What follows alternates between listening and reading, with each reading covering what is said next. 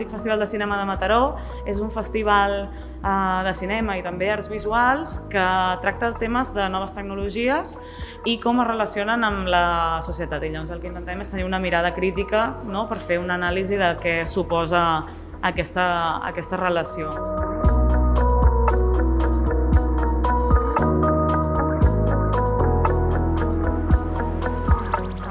El festival té tres potes, una és el cinema, l'altra és les exposicions d'arts visuals i l'altra és la part de pensament en la qual realitzem debats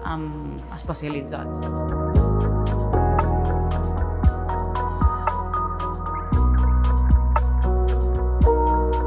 El primer any, el 2019,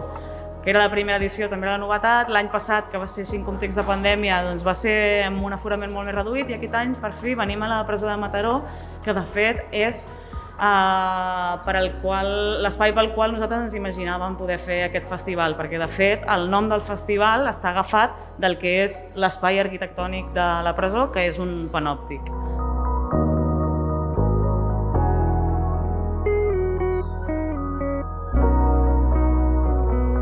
Sobretot, jo crec que el fet de venir a la presó per primer cop també ha fet que s'assumi com aquesta